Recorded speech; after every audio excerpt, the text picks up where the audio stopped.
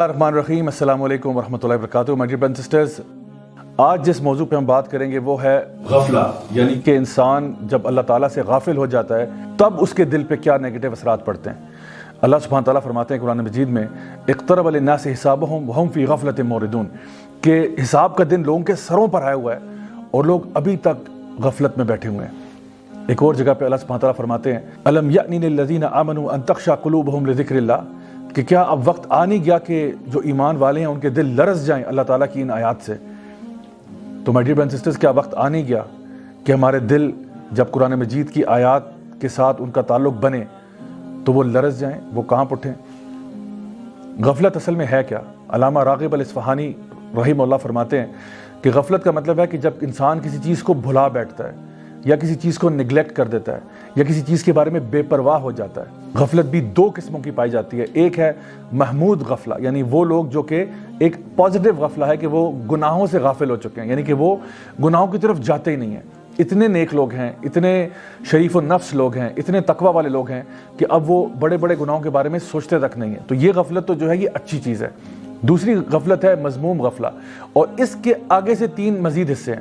ایک اس میں عارضی غفلت ہوتی ہے جو کہ تھوڑی دیر کے لیے انسان کے اوپر آتی ہے، کسی نیک انسان پہ بھی آ سکتی ہے، ویسے وہ بڑا نیک لائف سٹائل گزار رہا تھا لیکن کچھ دیر کے لیے وہ غافل ہو گیا اور اس سے گناہ ہو گیا، تو اس کو عارضی غفلہ کہتے ہیں۔ دوسرے نمبر کے اوپر جو غفلہ ہے اس کو متکرر غفلہ کہتے ہیں، یعنی یہ وہ ہے جو کہ کنسسٹنٹ غفلہ ہے، جو کہ کسی فاسق اور فاجر کو آتی ہے، جو ایک مستقل گناہوں کی سٹیٹ کے اندر ہوتا ہے اور کم ہی ہوتا ہے کہ وہ واپس سیدھے راستے کی طرف آتا ہے۔ اور پھر ایک ہوتی ہے جس کو تامہ کہتے ہیں، تامہ غفلہ، یعنی وہ جو کہ پرماننٹ غفلہ ہے، جو کہ کفار کے اوپر، منافقین کے اوپر چھائی ہوتی ہے، جس کی وجہ سے وہ پرماننٹلی اللہ تعالیٰ سے دور ہو جاتے ہیں۔ تو یہ وہ غفلتیں ہیں جن سے انسان کو بچنا چاہیے۔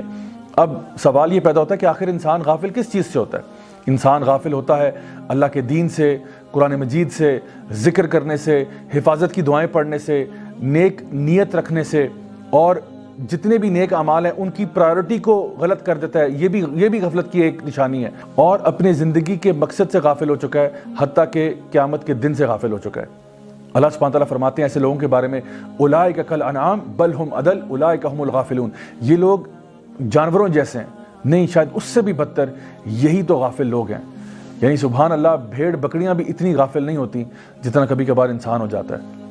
اب سوال یہ پیدا ہوتا ہے کہ آخر غفلت انسان کو ہوتی کیوں ہے؟ اس کی بنیادی طور پر ایک وجہ یہ ہے کہ جب انسان دنیا داری کی طرف بہت زیادہ لگ جاتا ہے، عیش و عشرت کی طرف بہت لگ جاتا ہے، آرام اور سکون کی طرف بہت زیادہ راغب ہو جاتا ہے، تو وہ غافل ہو جاتا ہے۔ جب ایک انسان کہتا ہے مجھے ایک لیوش لائف سٹائل چاہیے، میں نے اپنے نفس کی پوجا کرنی ہے، میری جو مرضی ہوگی میں وہ کروں گا، کھیل تماشے میں اپنے آپ کو بہت زیادہ انوالو کرنا، یہ ساری وہ چیزیں ہیں جو کہ انسان کو غافل کر دیتی ہیں۔ حتیٰ کہ ایک انسان جو اپنے بزنس میں، اپنی جاب میں بھی بہت زیادہ انوالو ہو جائے اور جس کو ہم کہتے ہیں ورکہولک بن جائے، وہ بھی اکثر اوقات اللہ تعالیٰ کے دین سے غافل ہو جاتا ہے۔ آج اگر آپ پوری امت کا حال دیکھیں تو صورتحال کچھ ایسی ہے کہ لوگ یا تو اپنی فیملیز میں بہت بزی ہیں، یا اپنے کریئرز کو بنانے میں بہت بزی ہیں، یا اپنے لائف سٹائل کو اپ گریڈ کرنے میں بہت بزی ہیں، اور یہ بھول چکے ہیں کہ ہم نے لوٹ کر اللہ کے پاس جانا ہے۔ انا للہ و انا الیہ راجعون، ہم بھول چکے ہیں کہ ہم نے اللہ کے سامنے ایک دن پیش ہونا ہے، اور اللہ تعالیٰ فرماتے ہیں قرآن مجید میں، فَمَن يَعْمَلْ مِثْقَالَ ذَرَّةٍ خَيْرًا يَرَهُ وَمَن يَعْمَلْ مِثْقَالَ ذَرَّةٍ شَرًّا يَرَهُ۔ اس دن جو تم نے ذرہ برابر خیر کا کیا ہوگا وہ بھی سامنے آ جائے گا، اور جو تم نے ذرہ برابر شر کا کیا ہو جائے گا وہ بھی سامنے آ جائے گا۔ آج کل کے میسج کو اگر ہم دیکھیں تو اکثر اوقات لوگ قرآن مجید سے غافل ہیں، نبی کریم صلی اللہ علیہ وسلم کی سنتوں سے غافل ہیں، اور شاید اللہ تعالیٰ کے دین پر عمل کرنا ہماری وش لسٹ میں ہی نہیں ہے۔ یہی سب سے بڑا المیہ ہے۔ ہم کہتے ہیں ہم نے بڑا آدمی بننا ہے، ہم نے اپنے کاروبار کو پروگریس کرانا ہے، ہم نے اپنی جاب میں آگے بڑھنا ہے، لیکن اللہ کا بندہ بننا ہے، یہ ہماری وش لسٹ میں بھی اللہ معاف کرے نہیں آتا۔ اب اصل میں جو غفلت کی سٹیٹ میں انسان چلا جائے، جس کا دل غافل ہو جائے، اس کے اوپر پنشمنٹس کیا ہیں؟ علماء اس کے بارے میں بیان کرتے ہیں کہ ایسا شخص جو ہے اس کی پنشمنٹ دنیا میں بھی ہوتی ہے اور آخرت میں بھی ہوتی ہے۔ ایسا شخص جو ہے اس کی زندگی سے اللہ تعالیٰ برکتوں کو اٹھا لیتے ہیں، اس کی دعائیں قبول نہیں ہوتی، شیطان اس کے اوپر حاوی ہو جاتا ہے اور وہ بدترین انجام کی طرف پہنچتا ہے، یعنی کہ اس کا جو انجام دنیا میں بھی ہوتا ہے وہ بہت برا ہوتا ہے، آخرت میں تو برا ہوگا ہی ہوگا۔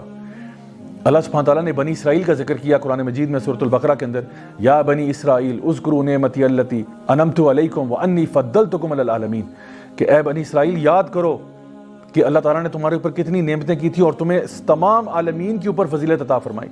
تو بنی اسرائیل کا واقعہ قرآن مجید میں اسی لیے بتایا گیا کہ وہ بڑے اللہ کے نیک لوگ ہوا کرتے تھے، بڑے چوزن لوگ تھے اللہ تعالیٰ کے، لیکن چونکہ وہ غافل ہو گئے اپنے مشن سے، اپنے ویژن سے، اللہ تعالیٰ کی طرف قریب جانے سے، تو اللہ تعالیٰ نے ان کو برباد کر دیا، اور وہ لوگ ہو گئے جن پہ اللہ تعالیٰ کا غضب نازل ہوا۔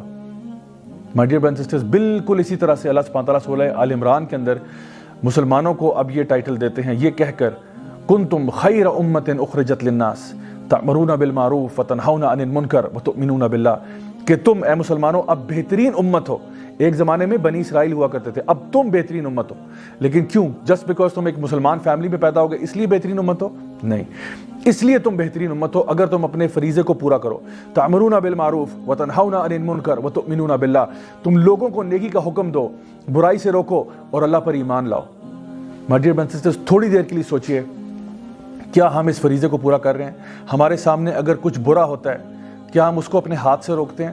چلو ہاتھ سے روکنے کی استطاعت نہ صحیح، کیا اس کو زبان سے روک پاتے ہیں؟ چلو زبان سے بھی روکنے کی استطاعت نہ صحیح، کیا اس کو ایٹ لیسٹ دل میں برا سمجھتے ہیں؟ یا کیا ہم ایک ایسے معاشرے میں رہتے ہیں جہاں پہ ہم نے برائی کو برائی سمجھنا بھی چھوڑ دیا ہے؟ تو جان لیں کہ جس طرح پہلی قومیں برباد ہوئی ہیں، بالکل اسی طرح سے آج کی بھی قوم برباد ہو سکتی ہے اگر وہ اللہ تعالیٰ کے بتائے ہوئے دین کے اوپر نہیں چلے گی اور غفلت کی اس کنسسٹنٹ سٹیٹ کے اندر رہے گی۔ اب غفلت کو ہرانے کا طریقہ کیا ہے؟ My dear brothers and sisters, غفلت کو ہرانے کا طریقہ ایک ہے، اور وہ ہے علم حاصل کرنا۔ نبی کریم صلی اللہ علیہ وسلم نے جب موازنہ کیا ان لوگوں کا جو دین کا علم رکھتے ہیں بنسبت ان کے جو دین کا فہم نہیں رکھتے، تو آپ نے فرمایا ان کا ڈفرنس ایسا ہے جیسے کہ چاند اور تاروں کا، یعنی جو قرآن مجید کا علم رکھتا ہے، جو دین کی تعلیم حاصل کرتا ہے، اس کی مثال ایسے جیسے چاند کی ہے، آسمان پر کلیئر نظر آ رہا ہے، اور جو باقی لوگ ہیں، عام لوگ، عبادت گزار قسم کے جو لوگ ہیں جن کے پاس دین کا فہم نہیں ہے، وہ تاروں کی مانند ہیں۔ اور آپ نے فرمایا کہ تم میں سے جو علم والا ہے اور جو علم نہیں رکھتا، اس کی مثال ایسے ہے کہ جیسے میری، یعنی کہ نبی کریم صلی اللہ علیہ وسلم کا اگر مقابلہ کیا جائے امت کے سب سے ادنا شخص کے ساتھ، یہ مقابلہ ہے اگر آپ دیکھیں جو علم حاصل کرنے والے ہیں۔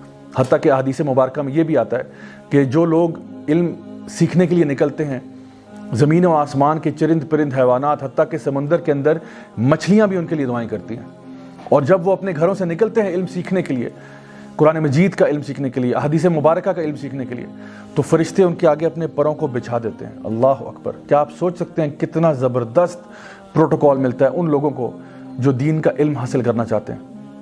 اور جو شخص بھی دین کا علم حاصل کرنے کے لیے نکلتا ہے وہ اصل میں اللہ کی راہ میں جہاد کر رہا ہوتا ہے۔